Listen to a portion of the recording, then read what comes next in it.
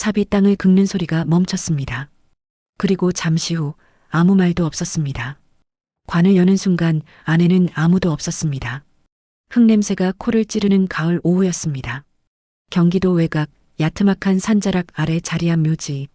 3년 만에 아버지의 묘를 옮기기 위해 모인 형제는 그 순간 숨이 멎는 것 같았습니다. 관은 분명히 그 자리에 있었습니다. 땅속에서 꺼낸 나무관이 눈앞에 놓여 있었습니다. 그런데 뚜껑을 여는 순간 텅 빈 내부가 그대로 드러났습니다. 아무것도 없었습니다. 그럼 아버지는 어디에? 평범한 이장 작업이 될 것이라 생각했습니다. 슬프되 조용히 마무리될 일이라 생각했습니다. 그런데 눈앞에 펼쳐진 광경은 3년 전 그날부터 무언가 단단히 잘못되어 있었음을 말해주고 있었습니다. 이 놀라운 반전의 전체 이야기가 궁금하시다면 잠시만 구독 버튼을 눌러주세요. 평범한 가족의 숨겨진 사연을 매주 전해드립니다. 알림 설정까지 해두시면 이런 이야기를 가장 먼저 만나보실 수 있습니다. 지금부터 3년 전으로 돌아갑니다. 가을이 깊어지던 어느 해 10월이었습니다. 형 준석은 아침 일찍 일어나 검은 점퍼를 꺼내 입었습니다. 아버지 묘를 이장하는 날이었습니다. 도시개발로 묘지 일대가 정리된다는 연락을 받은 것이 2달 전이었고 그때부터 동생 진우와 날짜를 맞추고 이장업체에 연락하고 새 묘 자리를 알아보는 일을 준석이 도맡아 처리했습니다. 언제나 그래왔던 것처럼 아내 혜진이 현관까지 따라 나왔습니다. 말없이 검은 넥타이를 고쳐 매주었습니다.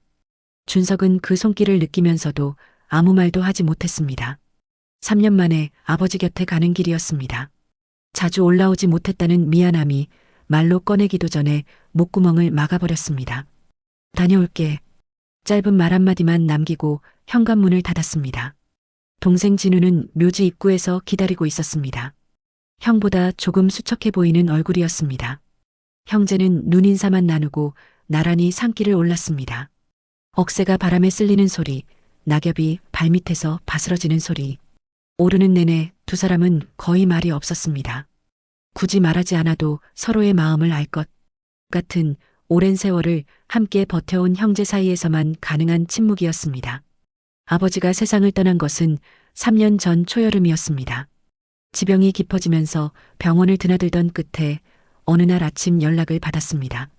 준석은 그날 새벽에 차를 몰고 달려갔지만 이미 늦은 후였습니다. 마지막을 지키지 못했다는 회한이 지금까지도 가슴 한구석에 남아 있었습니다. 장례식은 아버지의 새 배우자 미영 씨가 주도했고 준석과 진우는 그저 따라가는 식으로 사흘을 보냈습니다. 슬픔에 정신이 없었고 장례 절차에 익숙지 않았고 무엇보다 미영 씨가 워낙 단호하게 모든 것을 처리했기 때문에 형제는 끼어들 틈이 없었습니다. 그게 내내 마음에 걸렸습니다. 아버지 얼굴을 마지막으로 보지 못한 것이. 묘지에 도착하자 이장업체 직원들이 이미 도구를 펼쳐놓고 기다리고 있었습니다. 간단히 인사를 나누고 작업이 시작되었습니다. 삽이 땅을 파고드는 소리, 흙이 옆으로 쌓이는 소리. 준석은 조금 떨어진 곳에 서서 그 광경을 지켜봤습니다. 진우는 묘비 앞에 작게 절을 올렸습니다. 묘비에는 아버지의 이름과 생몰 연도가 또렷하게 새겨져 있었습니다. 그 글자를 바라보는 것만으로도 가슴이 묵직하게 눌리는 것 같았습니다. 한참을 파내려가자 드디어 관이 모습을 드러냈습니다. 세월의 흔적이 역력했습니다. 나무 표면은 짙게 변색되어 있었고 군데군데 흙이 엉겨붙어 있었습니다. 그럼에도 형태는 온전했습니다. 작업 직원이 관을 조심스럽게 끌어올려 평평한 땅 위에 내려놓았습니다. 준석이 한 발짝 다가섰습니다. 직원이 뚜껑에 손을 댔습니다. 그 순간이었습니다. 뚜껑이 열리고 준석의 눈이 관 안쪽으로 향했습니다. 그리고 그 자리에서 굳어버렸습니다. 진우도 옆에서 보다가 숨을 들이켰습니다. 텅 비어 있었습니다. 아무것도 없었습니다. 시신도 수의도 아버지의 흔적이라고는 아무것도 남아있지 않았습니다. 오래된 나무 안쪽은 그저 텅 비어 있을 뿐이었습니다. 손을 뻗으면 바닥이 닿을 것 같은 완전히 공허한 공간이었습니다. 작업 직원이 당황한 얼굴로 형제를 돌아봤습니다. 준석은 입을 열지 못했습니다. 진우가 먼저 말했습니다. 이게 무슨 일이야? 아무도 대답하지 못했습니다. 준석의 머릿속이 하얗게 비었습니다. 3년 전 아버지의 장례식이 떠올랐습니다. 분명히 장례를 치렀습니다. 분명히 이 자리에 묻었습니다. 그날 흙을 한 삽 떠서 관 위에 올렸던 느낌까지 기억했습니다. 그런데 지금 눈앞에 있는 것은 텅 빈 관이었습니다. 도구를 당한 것일까? 그런 생각이 스쳐 지나갔지만 이내 고개를 저었습니다. 도굴이라면 흔적이 남았을 것입니다. 땅이 파헤쳐진 자국이라도. 하지만 묘는 아무 이상 없이 깔끔했습니다. 봉분도 묘비도 그대로였습니다. 누군가 손을 댄 흔적이 전혀 없었습니다. 처음부터 비어 있었던 것입니다. 그 생각이 뇌리를 치고 들어오는 순간 준석의 다리에서 힘이 빠졌습니다. 풀썩 주저앉을 뻔한 것을 간신히 버텼습니다. 진우가 형의 팔을 잡았습니다. 두 손이 닿는 순간 형제는 말없이 서로의 눈을 마주쳤습니다. 무언가를 물어야 했습니다. 하지만 무엇을 물어야 할지조차 아직 정리되지 않았습니다. 이장 직원 중 한 명이 조심스럽게 말했습니다. 저희가 경험상 이건 처음부터 이랬던 것 같습니다. 손 뗀 흔적이 없어요. 그 말이 공기 중에 떠다녔습니다. 처음부터 비어 있었다. 준석은 천천히 무릎을 꿇었습니다. 텅 빈 관 앞에서 그냥 주저앉아 버렸습니다. 눈물이 나는 것도 아니었습니다. 그저 머리가 멍했습니다. 아버지는 어디 있는 것입니까? 이 관 속에 없다면 3년 동안 자신이 절을 올리고 술을 따르고 손을 모아온 이 자리에 아버지가 없었다면 대체 어디에 있는 것입니까? 가을바람이 산자락을 쓸고 지나갔습니다. 낙엽 하나가 텅 빈 관 위로 소리 없이 내려앉았습니다. 진우가 형의 어깨에 손을 얹었습니다. 두 형제는 한동안 그 자리를 떠나지 못했습니다. 파헤쳐진 땅 앞에서, 비어있는 관 앞에서 3년이라는 시간이 한꺼번에 무너져 내리는 것을 느꼈습니다. 그리고 준석은 생각했습니다. 3년 전 장례식 날로 돌아가야 한다고. 그날 자신이 보지 못한 것, 듣지 못한 것, 느꼈으나 넘겨버린 것들을 하나하나 다시 꺼내야 한다고. 아버지가 어디에 있는지 반드시 찾아야 한다고. 산에서 내려오는 길은 올라갈 때보다 훨씬 길게 느껴졌습니다. 준석은 차 안에 앉아서도 한동안 시동을 걸지 못했습니다. 핸들을 두 손으로 잡은 채 앞 유리만 멍하니 바라봤습니다. 진우가 조수석에서 작게 말했습니다. 형, 일단 집에 가자. 준석은 고개를 끄덕였지만 발이 움직이지 않았습니다. 머릿속에서는 이미 3년 전 장례식 날의 기억들이 조각조각 떠오르고 있었습니다. 평소에는 애써 묻어두었던 기억들이었습니다. 그날 이후로 뭔가 이상하다는 느낌이 없지 않았지만 슬픔과 바쁜 일상 속에 그냥 흘려보냈던 것들이었습니다. 그런데 지금은 달랐습니다. 텅 빈 관을 본 눈으로 그 기억들을 다시 바라보니 하나하나가 전혀 다르게 읽혔습니다. 3년 전 아버지의 부고를 받은 것은 이른 아침이었습니다. 전화를 건 것은 미영 씨였습니다. 목소리는 차분했습니다. 슬픔보다는 무언가 서두르는 것 같은 느낌이었다고 준석은 그때도 어렴풋이 느꼈습니다. 하지만 부고를 받은 직후의 충격 속에서 그런 세세한 인상은 금방 묻혀버렸습니다. 장례식장에 도착했을 때 이미 모든 것이 정해져 있었습니다. 장례식장, 입관 시간, 발인 날짜, 장지. 미영 씨가 혼자 결정해버린 것들이었습니다. 준석은 당황스러웠지만 뭐라 말하지 못했습니다. 아버지와 미영 씨가 재혼한 것이 5년 전이었고 그 이후로 형제와 미영 씨 사이는 늘 미묘한 거리감이 있었습니다. 명절에 얼굴을 마주치면 서로 정중하게 대했지만 속마음을 터놓은 적은 한 번도 없었습니다. 그런 사이에서 장례 절차를 두고 이견을 내세우기란 쉽지 않았습니다. 가장 마음에 걸렸던 것은 입관이었습니다. 보통은 가족이 마지막으로 고인의 얼굴을 보는 시간이 있습니다. 입관 전에 혹은 입관 중에. 그런데 그날 미영 씨는 그 과정을 극도로 짧게 끝냈습니다. 장례 지도사와 무언가를 빠르게 이야기하더니 형제에게는 아버님, 편안하게 가실 수 있도록 절차대로 하겠습니다라는 말만 전했습니다. 준석이 저도 들어가서 뵐 수 있습니까? 라고 묻자 미영 씨는 잠깐 표정이 굳었다가 이내 부드럽게 말했습니다. 오빠들은 밖에서 기다려요. 제가 다 챙길게요. 오빠들. 재혼 후에도 미영 씨는 준석과 진우를 그렇게 불렀습니다. 어색하지만 나름대로 관계를 유지하려는 표현이었습니다. 그 말에 준석은 더 이상 고집을 부리지 못했습니다. 진우도 옆에서 형의 소매를 살짝 당겼습니다. 장례식장 복도는 사람들로 붐볐고 분위기는 어수선했습니다. 그냥 넘어갔습니다. 그게 두고두고 한이 되었습니다. 관 뚜껑이 닫히고 발인이 진행되고 장지에서 하관이 이루어지는 동안 준석은 그저 따라가기만 했습니다. 상주로서 절을 올리고 조문객을 맞이하고 흙을 한 삽 올렸습니다. 모든 것이 빠르게 진행되었습니다. 사흘 장례가 이틀처럼 느껴질 만큼 속도감이 있었습니다. 지금 생각하면 이상한 일들이 더 있었습니다. 조문객이 생각보다 적었습니다. 아버지는 동네에서 꽤 알려진 분이었는데 장례식장을 찾는 사람이 많지 않았습니다. 나중에 알고 보니 부고 연락이 아주 좁은 범위로만 전달되었다는 것을 알게 되었습니다. 미영 씨가 연락처를 직접 관리했기 때문에 아버지의 오래된 지인들 중 상당수는 아예 소식을 듣지 못했다고 했습니다. 병원에서 발급된 사망진단서도 미영 씨가 직접 챙겼습니다. 준석이 한번 보여달라고 하자 미영 씨는 제가 다 처리할게요. 오빠는 신경 쓰지 마세요라며 서류 봉투를 가방 안에 넣어버렸습니다. 그때도 준석은 더 이상 묻지 않았습니다. 장례 기간 내내 몸도 마음도 지쳐 있었고 서류 문제는 나중에 정리하면 된다고 생각했습니다. 하지만 이후로 준석은 아버지 관련 서류를 단 한 장도 본 적이 없었습니다.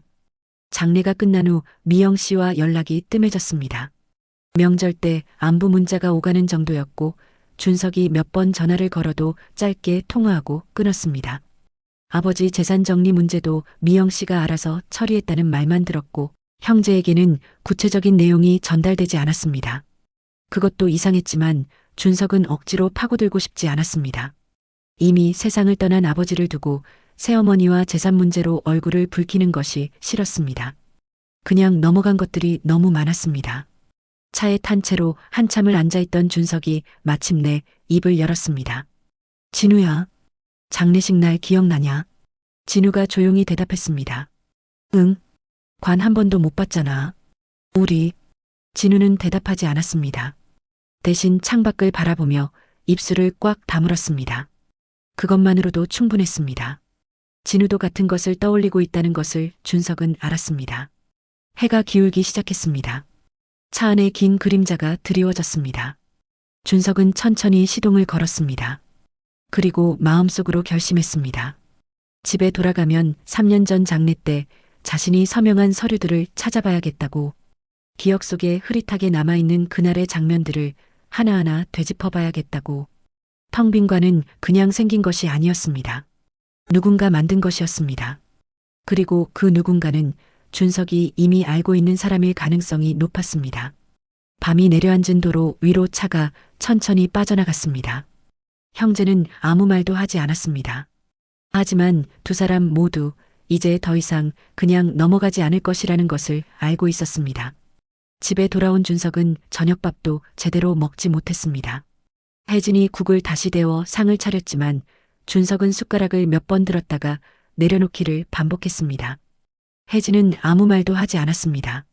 남편의 얼굴을 보는 것만으로 오늘 산에서 무슨 일이 있었는지 짐작이 갔습니다. 이장을 다녀온 사람의 표정이 아니었습니다. 밥상을 물리고 나서 준석은 안방 옷장 맨 위 칸을 열었습니다. 거기에 오래된 서류 봉투가 몇 개 있었습니다. 집문서, 보험 서류, 아이들 학교 서류들 사이에서 준석은 아버지 관련 서류들을 찾아냈습니다. 3년 전 장례 때 자신이 서명했던 것들, 그리고 그 이후에 받아뒀던 몇 장의 서류들이었습니다. 봉투를 꺼내 식탁 위에 펼쳤습니다. 혜진이 옆에 앉았습니다. 말없이 서류들을 함께 들여다보았습니다. 혜진은 오래전 병원에서 간호일을 했던 사람이었습니다. 의료 관련 서류나 행정 절차에 익숙한 편이었습니다. 준석 혼자였다면 뭘 봐야 할지도 몰랐을 것입니다. 서류는 많지 않았습니다. 장례식장 영수증 한 장, 준석이 상주로 서명한 동의서 한 장, 그리고 화장 관련 서류 한 장. 그게 전부였습니다. 사망진단서는 없었습니다. 아버지의 사망을 증명하는 가장 핵심적인 서류가 이 봉투 안에 없었습니다. 혜진이 화장 관련 서류를 들어 자세히 들여다봤습니다. 그러다가 손가락으로 한 부분을 짚었습니다. 여보, 이거 봐. 준석이 고개를 숙였습니다. 화장장 이름이 적혀 있었습니다. 그런데 혜진이 짚은 것은 이름이 아니었습니다. 서류 한쪽 구석에 작게 적힌 접수 번호와 날짜였습니다. 혜진이 조용히 말했습니다. 화장 접수 날짜가 발인 하루 전이에요. 준석은 그 말의 의미를 바로 이해하지 못했습니다. 혜진이 설명했습니다. 보통 화장은 발인 당일에 하거나 늦어도 당일 접수해요. 그런데 여기 보면 발인 전날 이미 접수가 되어 있어요. 아버님이 아직 장례식장에 계실 때 준석이 서류를 받아들고 다시 들여다봤습니다. 혜진의 말대로였습니다. 날짜가 맞지 않았습니다. 발인 전날에 화장 접수가 이루어져 있었습니다. 이게 가능한 일이야? 혜진은 잠시 생각하다가 고개를 저었습니다. 절차상으로는 이상한 거예요. 그리고 이 서류에 적힌 화장장 이름, 저 알아요. 우리 병원에서 가끔 연계됐던 곳이에요. 거기는 보호자 서명만 있으면 상당히 빠르게 처리해주는 곳으로 알려져 있었어요. 보호자 서명? 미영 씨가 모든 서류를 직접 챙겼다는 사실이 다시 떠올랐습니다. 준석은 천천히 서류를 내려놓았습니다. 머릿속이 복잡하게 돌아가기 시작했습니다. 아직 확실한 것은 아무것도 없었습니다. 서류 날짜 하나만으로 섣불리 결론을 내릴 수는 없었습니다. 하지만 텅 빈 광과 이 날짜가 함께 놓이자 무언가 단단히 어긋난 것이 있다는 느낌이 점점 선명해졌습니다. 다음 날 아침 준석은 진우에게 전화를 걸었습니다. 진우는 처음에 신중한 반응이었습니다. 형의 말을 듣고 잠시 침묵하다가 말했습니다. 형, 그게 잘못 기재된 거일 수도 있잖아. 서류 실수는 흔한 거야. 관이 비어 있었잖아. 또 침묵이 흘렀습니다. 진우는 부정하지 못했습니다. 내가 갈게. 그날 오후 진우가 준석의 집으로 왔습니다. 셋이서 서류를 다시 들여다봤습니다. 혜진이 자신이 알고 있는 의료행정 절차를 바탕으로 하나하나 설명했습니다. 사망진단서 없이는 화장 접수 자체가 불가능하다는 것, 그 사망진단서를 발급받으려면 담당 의사의 서명이 있어야 한다는 것, 그리고 그 과정에서 반드시 병원 원무과를 거쳐야 한다는 것. 그러니까 누군가 병원 안에서 도운 사람이 있다는 거야? 진우가 물었습니다. 혜진이 조심스럽게 고개를 끄덕였습니다. 가능성이 있어요. 혼자서는 처리하기 어려운 부분들이 있거든요. 방안이 조용해졌습니다. 세 사람은 각자의 생각 속에 잠겨들었습니다. 준석은 창밖을 바라봤습니다. 아직 확신은 없었습니다. 하지만 이제 더 이상 모른 척 넘어갈 수 없다는 것만은 분명했습니다. 아버지의 흔적을 따라가야 했습니다. 서류가 가리키는 방향으로 한 걸음씩. 결정적인 단서는 뜻밖의 곳에서 나왔습니다. 혜진이 밤새 생각하다가 다음 날 아침 조용히 준석에게 말했습니다. 여보, 혹시 아버님 건강보험 관련 서류 있어? 아니면 카드 명세서 같은 거. 준석은 고개를 갸웃했습니다. 혜진이 설명했습니다. 아버님 돌아가시면 건강보험 자격이 상실되거든요. 그런데 만약 사망 처리가 제대로 됐다면 돌아가신 이후로는 아버님 이름으로 어떤 의료 기록도 생기면 안 돼요. 건강보험 자격 자체가 없어지니까. 준석은 잠시 멍하니 서 있다가 다시 옷장으로 갔습니다. 이번에는 더 오래된 서류 봉투를 꺼냈습니다. 아버지가 살아계실 때 형제 중 준석이 보관하고 있던 것들이었습니다. 건강보험 관련 안내문, 병원 진료 영수증 몇 장이 섞여 있었습니다. 혜진이 꼼꼼히 살펴봤습니다. 그러다가 손이 멈췄습니다. 영수증 한 장이었습니다. 날짜를 보는 순간 혜진의 얼굴이 굳었습니다. 준석이 다가가서 들여다봤습니다. 아버지의 이름이 적혀 있었습니다. 그리고 날짜는 아버지의 장례가 끝나고 나서 6달이 지난 시점이었습니다. 사망 처리된 아버지 이름으로 최근 진료 기록이 떠버린 것이었습니다. 준석은 그 영수증을 들고 한동안 아무 말도 하지 못했습니다. 손이 미세하게 떨렸습니다. 혜진이 조용하지만 또렷하게 말했습니다. 이건 사망 처리가 됐으면 절대 나올 수 없는 기록이에요. 건강보험 자격이 소멸된 사람 이름으로는 급여 청구 자체가 안 돼요. 이게 발급됐다는 건 아버님이 그때 살아계셨다는 뜻이에요. 살아계셨다.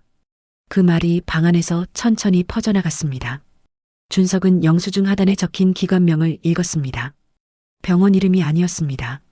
요양원이었습니다. 경기도 외곽 준석이 한 번도 들어본 적 없는 이름의 사설 요양원이었습니다. 그날 오후 진우에게 다시 연락했습니다. 진우는 영수증 사진을 받아보고 한동안 말이 없었습니다. 처음에는 냉정하게 다른 가능성을 따져보려 했습니다. 서류 오류일 수도 있지 않냐고 드물지만 사망 이후에도 서류 처리가 지연되면서 오기재가 생기는 경우가 있다고. 하지만 혜진이 찬찬히 설명했습니다. 건강보험 급여 청구는 실제 진료가 이루어진 경우에만 발생한다고. 서류 오류로 만들어질 수 있는 기록이 아니라고. 진우는 결국 조용히 말했습니다. 가봐야겠다. 형제는 다음날 아침 일찍 출발하기로 했습니다. 혜진도 함께 가기로 했습니다. 요양원 측과 이야기할 때 의료 지식이 있는 사람이 있는 편이 낫다는 판단이었습니다. 그날 밤 준석은 잠을 이루지 못했습니다. 천장을 바라보며 생각했습니다. 아버지가 살아계신다면, 3년 동안 어딘가에 계신 것이라면, 그 3년 동안 자신은 무엇을 했는가? 명절마다 텅 빈 관 앞에 절을 올리고 술을 따르고 아버지가 좋아하시던 음식을 차렸습니다. 그런데 아버지는 그 자리에 없었습니다. 어디에 계신 것입니까? 보고 싶었습니다. 그 감정이 올라오는 순간 준석은 눈을 꽉 감았습니다. 아직 확인도 안 된 일이었습니다. 섣불리 기대했다가 아닌 것으로 밝혀지면 그 충격은 더 클 것이었습니다. 하지만 마음 한쪽에서는 이미 무언가가 살아 움직이고 있었습니다. 아버지가 살아계실 수도 있다는 그 희망이었습니다. 이른 새벽빛이 창문으로 스며들었습니다. 준석은 자리에서 일어나 세수를 했습니다. 거울에 비친 자신의 얼굴을 잠시 바라봤습니다. 50대가 넘어 주름이 깊어진 얼굴이었습니다. 아버지를 닮았다는 말을 자주 들었습니다. 그 말이 오늘따라 다르게 느껴졌습니다. 빨리 가야 했습니다. 아버지가 어디에 계시든 이제는 찾아가야 했습니다. 경기도 외곽으로 향하는 길은 2시간 가까이 걸렸습니다. 고속도로를 빠져나와 지방도로를 한참 달리다 보니 낮은 산자락 아래 오래된 건물 하나가 나타났습니다. 간판에는 요양원 이름이 적혀 있었습니다. 건물은 낡았지만 정돈된 편이었고 마당에는 노란 국화가 몇 그루 심겨 있었습니다. 평화로워 보이는 풍경이었습니다. 그런데 그 평화로움이 오히려 준석의 가슴을 조였습니다. 차에서 내리는 발걸음이 무거웠습니다. 로비에 들어서자 중년 여성 직원이 고개를 들었습니다. 준석이 조심스럽게 아버지의 이름을 말했습니다. 직원은 잠깐 표정이 굳었다가 잠시만 기다려달라며 안쪽으로 들어갔습니다. 형제와 혜진은 로비 소파에 앉아 기다렸습니다. 아무도 말을 하지 않았습니다. 시계 소리만 규칙적으로 들렸습니다. 잠시 후 원장으로 보이는 나이든 남성이 나왔습니다. 표정이 복잡했습니다. 반가움도 당황함도 아닌 무언가를 조심스럽게 저울질하는 얼굴이었습니다. 어떻게 오셨습니까? 준석이 말했습니다. 자신이 아버지의 큰아들이라는 것, 이 요양원에 아버지가 계신다고 의심할 근거가 있어서 찾아왔다는 것을. 원장의 얼굴에서 무언가가 흔들렸습니다. 잠깐의 침묵 뒤에 그가 말했습니다. 따라오시겠습니까?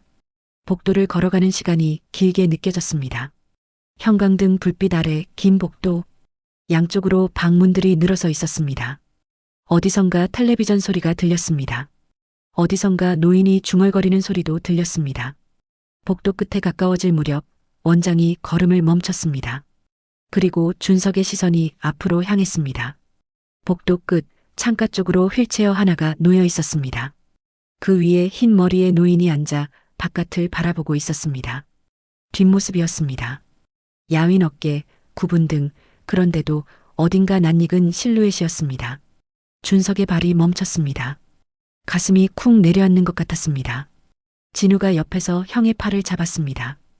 혜진은 손으로 입을 막았습니다. 준석이 천천히 다가갔습니다. 발소리를 죽이며 한 걸음, 또 한 걸음.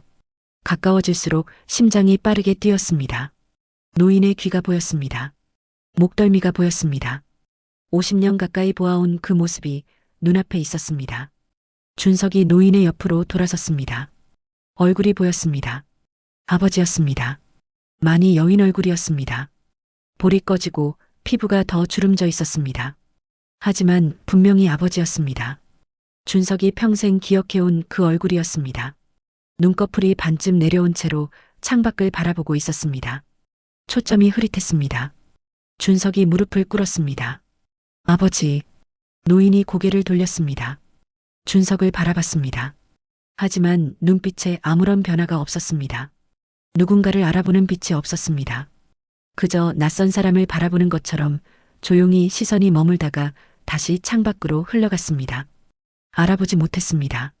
준석은 그 자리에서 무너졌습니다. 무릎을 꿇은 채 고개를 숙이고 아버지의 손을 두 손으로 꼭 잡았습니다. 마른 손이었습니다. 뼈가 느껴지는 손이었습니다. 그런데 손에 온기는 있었습니다. 살아 있었습니다. 어깨가 떨렸습니다. 소리 없이 눈물이 흘렀습니다. 진우는 복도 벽에 등을 기댔습니다. 눈을 감았습니다. 눈가가 붉어졌습니다. 혜진은 손수건을 꺼내 입을 막은 채 고개를 돌렸습니다. 아버지는 살아계셨습니다. 3년 동안 이곳에서 원장이 조용히 말했습니다. 이 어르신이 입수하신 것은 3년 전 초여름이었다고, 보호자라고 밝힌 분이 데리고 오셨고 서류를 모두 처리해 주셨다고, 그 이후로 보호자분이 가끔 방문하셨지만 최근 반년 사이에는 발길이 끊겼다고, 연락을 드리려 해도 연락이 잘 닿지 않았다고, 보호자라고 밝힌 분, 미영 씨였습니다. 준석은 아버지의 손을 잡은 채 한동안 일어나지 못했습니다. 3년이었습니다. 3년 동안 자신은 아버지가 저 세상에 가셨다고 믿었습니다. 명절마다 절을 올리고 술을 따르고 아버지가 좋아하시던 북어국을 끓였습니다. 그런데 아버지는 이곳에 계셨습니다. 아들들이 찾아오기를 기다리셨는지 아니면 이미 기억이 다 흐려지셔서 기다리는 것조차 잊으셨는지 그것조차 알 수 없었습니다. 아버지, 저예요. 준석이에요. 그 말을 하고 싶었지만 입 밖에 내면 더 크게 무너질 것 같아 꾹 참았습니다. 대신 손만 더 꼭 쥐었습니다. 아버지의 손이 아주 미세하게 준석의 손을 마주 쥐었습니다. 그것만으로도 충분했습니다. 요양원 원장실에서 세 사람은 자리에 앉았습니다. 원장은 커피를 내오면서도 눈치를 살폈습니다. 무언가 잘못된 일에 자신도 연루되어 있다는 것을 어느 정도 눈치채고 있는 표정이었습니다. 준석은 커피를 손에 쥔 채 마시지 않았습니다. 진우가 먼저 말을 꺼냈습니다. 아버지가 어떤 경위로 이곳에 오시게 됐는지 처음부터 말씀해 주실 수 있습니까? 원장은 잠시 망설이다가 입을 열었습니다. 3년 전 초여름 보호자라고 밝힌 여성이 노인을 데리고 왔다고 했습니다. 치매 증상이 있는 어르신이라고, 가족이 돌보기 어려운 사정이 있다고 했다고. 서류는 모두 갖춰져 있었습니다. 입소 동의서, 보호자 신분증 사본, 의료 관련 서류들. 그래서 별다른 의심 없이 받아들였다고 했습니다. 어르신 성함은 서류에 기재된 대로 등록했습니다. 그런데 건강보험 처리 과정에서 담당 직원이 이상한 점을 발견했어요. 건강보험 자격 조회가 되지 않는다고. 저희가 보호자분께 연락을 드렸는데 그분이 처리 중이라고만 하시고 이후에 현금으로 비용을 내셨습니다. 현금. 준석은 그 단어에서 무언가가 정리되는 느낌을 받았습니다. 건강보험이 없는 상태, 즉 사망 처리가 된 상태에서 요양원에 들어오셨다는 뜻이었습니다. 미영 씨는 아버지를 이곳에 맡기면서 건강보험 처리를 피했습니다. 그렇게 해야 아버지가 살아있다는 사실이 공식 기록에 남지 않으니까. 하지만 어느 순간 요양원 측에서 건강보험 처리를 시도했고 그때 기록이 생겨버린 것이었습니다. 혜진이 찾아낸 그 영수증이 바로 그 흔적이었습니다. 혜진이 원장에게 물었습니다. 혹시 이 어르신 관련해서 병원에서 발급된 서류 중에 기억에 남는 것이 있으십니까? 입소 당시 가져오신 의료 서류 중에.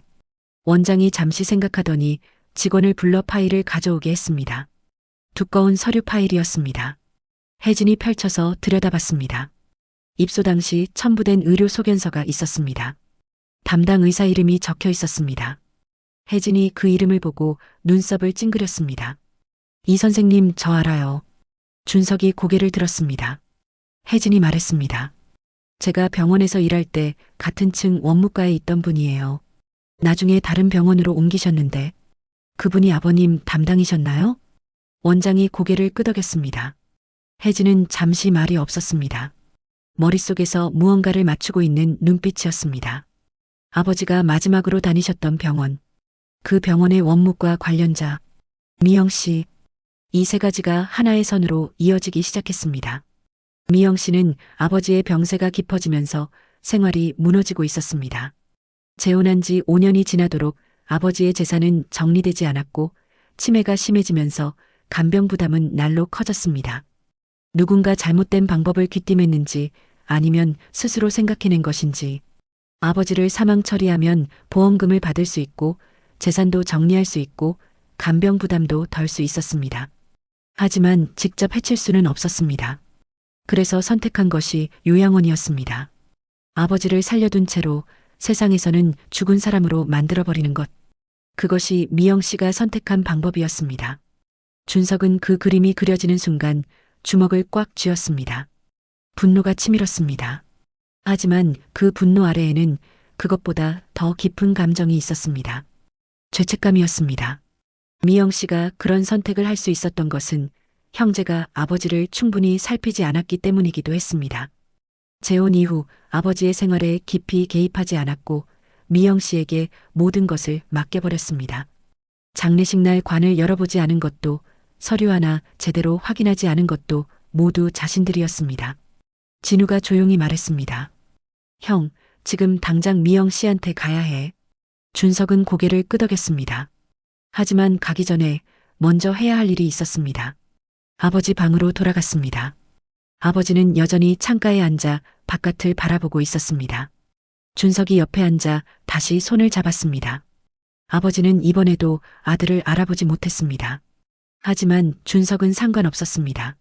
아버지, 제가 왔어요. 이제 모시러 왔어요. 그 말만 했습니다. 대답은 없었습니다. 그래도 괜찮았습니다. 미영 씨의 집은 아버지가 살던 곳에서 그리 멀지 않은 빌라였습니다. 초인종을 누르는 준석의 손이 떨렸습니다. 분노 때문인지 긴장 때문인지 스스로도 알 수 없었습니다. 한참 만에 문이 열렸습니다. 미영 씨는 형제를 보는 순간 얼굴이 창백해졌습니다. 무슨 말을 해야 할지 모르는 표정이었습니다. 하지만 도망가지는 않았습니다. 들어오세요. 거실은 어수선했습니다. 짐이 반쯤 정리된 것처럼 보였습니다. 이사를 준비하는 것 같기도 했습니다. 준석은 소파에 앉으면서 그 풍경을 눈에 담았습니다. 미영 씨는 맞은편에 앉았습니다. 손을 무릎 위에 올려놓고 있었는데 손가락이 조용히 떨리고 있었습니다. 준석이 먼저 말했습니다. 아버지 만나고 왔습니다. 미영 씨의 입술이 미세하게 떨렸습니다. 눈을 감았습니다. 오래된 긴장이 한꺼번에 풀리는 것 같은 얼굴이었습니다. 아마 언젠가는 이 순간이 올 것이라는 것을 알고 있었던 것입니다. 알고 있었어요. 언젠가 오실 것 같았어요. 준석은 그 말을 듣는 순간 치밀어 오르는 것을 참았습니다. 진우가 옆에서 낮게 말했습니다. 왜 그러셨습니까? 이유라도 들어야겠습니다. 미영 씨는 한동안 말이 없었습니다. 그러다 천천히 입을 열었습니다. 재혼 이후 3년 만에 아버지의 치매가 빠르게 진행되었다고 했습니다. 병원을 오가고 약을 챙기고 밤에 일어나시는 아버지를 돌보는 일이 혼자서는 감당하기 어려웠다고, 오빠들에게 연락하고 싶었지만 형제와의 관계가 늘 어색했고 도움을 청하는 것이 자존심이 상했다고, 경제적으로도 빠듯해졌습니다. 아버지 병원비가 쌓여갔고 자신의 생활비도 부족해졌습니다. 그러다 아는 사람에게 이야기를 들었다고 했습니다. 요양원에 모시면서 서류를 정리하면 보험금을 받을 수 있다는 이야기를. 그게 잘못이라는 건 알았어요. 그런데 막막했어요. 준석이 물었습니다. 아버지를 그냥 없애버리는 게 막막함을 해결하는 방법입니까? 미영 씨는 고개를 들지 못했습니다. 아버님은 제가 데려갈 때 아무것도 모르셨어요. 이미 그 전부터 저도 못 알아보셨어요. 요양원에 계시면 더 잘 돌봐주실 거라고 그렇게 생각했어요. 그래서 죽은 사람으로 만들었습니까? 대답이 없었습니다. 거실에 침묵이 내려앉았습니다. 준석은 일어서고 싶었습니다. 더 이상 이 자리에 앉아있기가 힘들었습니다. 하지만 진우가 형의 팔을 잡았습니다. 앉아있으라는 뜻이었습니다. 진우가 낮은 목소리로 말했습니다. 저도 화가 납니다. 그런데 형, 우리도 생각해봐야 해요. 준석이 동생을 바라봤습니다. 재혼 이후에 아버지한테 몇 번이나 갔어? 명절 빼고. 아버지가 치매 증상 보이기 시작했을 때 우리가 뭘 했어? 미영 씨한테 맡겨놓고 모른 척 했잖아. 준석은 반박하지 못했습니다. 진우의 말이 틀리지 않았습니다. 아버지가 재혼하셨을 때 형제는 내심 서운했습니다. 그리고 그 서운함을 핑계로 아버지의 일상에서 조금씩 멀어졌습니다. 미영 씨가 다 알아서 할 것이라고 연락하면 나타나면 된다고 생각했습니다. 우리가 제대로 챙겼으면 이렇게까지 됐겠어. 그 말에 준석의 눈이 붉어졌습니다. 분노는 조금 식고 그 자리에 더 무거운 것이 들어찼습니다. 미영 씨가 조용히 말했습니다. 저도 잘못했어요. 알아요. 근데 저 혼자만 잘못한 건 아닌 것 같아요. 그 말은 변명이기도 했고 사실이기도 했습니다. 준석은 한참 앉아 있다가 자리에서 일어났습니다. 더 이상 감정을 쏟아낼 힘이 없었습니다. 지금 이 자리에서 미영 씨를 몰아붙인다고 해서 3년이 돌아오는 것도 아니었습니다. 아버지가 다시 기억을 찾는 것도 아니었습니다. 아버지 모시고 갈 겁니다. 그것만 말하러 왔습니다. 미영 씨는 고개를 끄덕였습니다. 막지 않았습니다. 준석과 진우는 말없이 현관을 나섰습니다. 엘리베이터를 타고 내려오는 동안 형제는 서로 아무 말도 하지 않았습니다. 밖으로 나오자 찬바람이 불었습니다. 준석은 하늘을 한번 올려다봤습니다. 이제 아버지를 모셔야 했습니다. 그것이 먼저였습니다. 아버지를 요양원에서 모셔오는 데는 며칠이 걸렸습니다. 서류를 다시 정리해야 했고 가까운 곳에 새로운 요양원도 알아봐야 했습니다. 혜진이 그 일을 도맡아 처리했습니다. 병원 관련 지인들에게 연락해서 믿을 만한 곳을 소개받았습니다. 준석과 진우는 번갈아 요양원을 오가며 아버지 곁을 지켰습니다. 아버지는 여전히 아들들을 알아보지 못했습니다. 준석이 이름을 부르면 고개를 돌리기는 했습니다. 하지만 눈빛에 아무런 인식이 담기지 않았습니다. 치매가 많이 진행된 상태였습니다. 담당 의사는 기억이 돌아올 가능성이 높지 않다고 했습니다. 준석은 그 말을 들으면서도 표정을 바꾸지 않으려 애썼습니다. 괜찮다고 생각하려 했습니다. 알아보지 못해도 곁에 있을 수 있으니 그것으로 충분하다고. 그렇게 열흘 정도가 지난 어느 오후였습니다. 준석이 혼자 아버지 방에 앉아 있었습니다. 창밖으로 늦가을 햇살이 들어오고 있었습니다. 아버지는 침대에 반쯤 기댄 채 눈을 감고 계셨습니다. 주무시는 것인지 그냥 눈을 감고 계신 것인지 알 수 없었습니다. 준석은 아버지 옆에 의자를 당겨 앉아서 아버지의 손을 잡았습니다. 그 손이 요즘 따라 더 가벼워진 것 같다는 느낌이 들었습니다. 준석은 조용히 말을 건넸습니다. 대답을 기대하지 않고 그냥 이야기를 했습니다. 어릴 때 아버지 등에 업혀 장터에 가던 이야기, 중학교 때 아버지가 운동회에 오셨다가 달리기에서 꼴찌를 하고 멋쩍게 웃으시던 이야기, 준석이 처음 취직했던 날 아버지가 소주 한 잔 따라주시며 하셨던 말씀, 수고했다, 고생했다. 그 두 마디가 그렇게 좋았습니다. 말하다 보니 눈물이 났습니다. 훔치지 않고 그냥 뒀습니다. 그때였습니다. 아버지의 눈이 천천히 열렸습니다. 준석은 그 움직임을 느끼고 손을 꼭 쥐었습니다. 아버지의 눈이 천장을 향하다가 서서히 준석에게로 향했습니다. 그리고 그 눈빛이 조금 달랐습니다. 흐릿하지 않았습니다. 초점이 있었습니다. 준석의 심장이 멈추는 것 같았습니다. 아버지가 이름을 불렀습니다. 목소리는 작고 쉬었지만 분명히 그 이름이었습니다. 준석이라고. 준석은 눈물이 왈칵 쏟아지는 것을 느끼며 아버지 손을 더 꽉 쥐었습니다. 아버지, 저예요. 저 알아보세요? 아버지가 천천히 고개를 끄덕였습니다. 힘이 들어가지 않는 고갯짓이었지만 분명했습니다.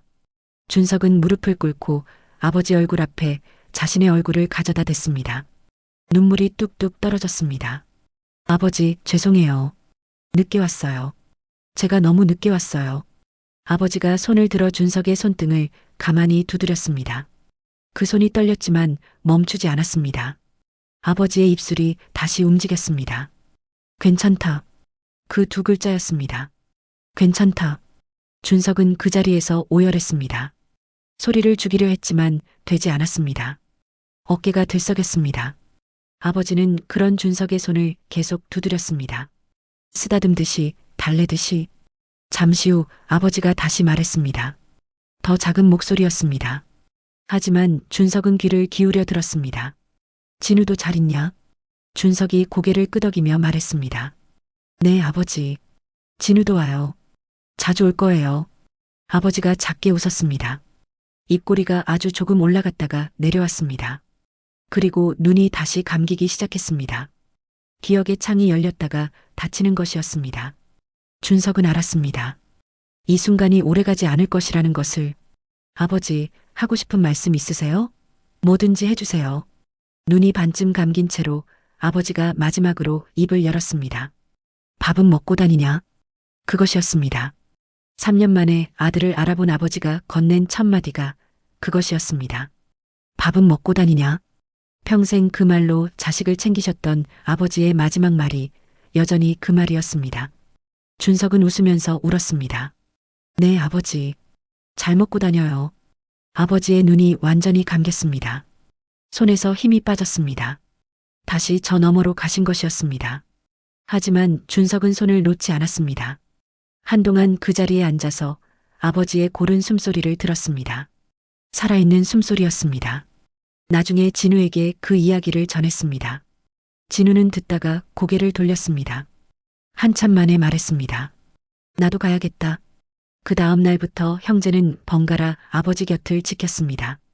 때로는 함께 앉아있기도 했습니다. 아버지는 대부분의 시간을 저 너머에 계셨지만 가끔씩 눈을 떠서 두 아들을 바라봤습니다. 이름을 부르는 날도 있었고 그냥 바라보기만 하는 날도 있었습니다. 형제는 그것으로 충분했습니다. 산자락 아래 텅 빈 묘는 얼마 후 봉분을 정리했습니다. 비어있는 자리에 무엇을 채울 것인가 한동안 고민했습니다. 그리고 형제는 결정했습니다. 채우지 않기로. 대신 묘비 앞에 작은 돌 하나를 올려두었습니다. 아버지가 살아계신다는 증거로. 아직 이야기가 끝나지 않았다는 표시로. 빈 무덤은 더 이상 슬픔의 자리가 아니었습니다. 아버지가 아직 이 세상에 계신다는 그 사실을 처음 알게 된 자리였습니다. 형제가 아버지를 찾기 시작한 자리였습니다. 그래서 그 자리는 이제 시작의 자리가 되었습니다. 준석은 그 돌을 올려두면서 오래 앉아 있었습니다. 아버지, 이제 곁에 있겠습니다. 늦었지만 이제는 곁에 있겠습니다. 바람이 산자락을 부드럽게 쓸었습니다. 억새가 일제히 흔들렸습니다. 마치 대답하는 것처럼. 오늘 이야기 어떻게 보셨나요? 여러분이라면 끝까지 추적하시겠어요? 아니면 가족을 위해 덮으시겠어요? 구독과 좋아요는 다음 사연으로 이어지는 힘입니다.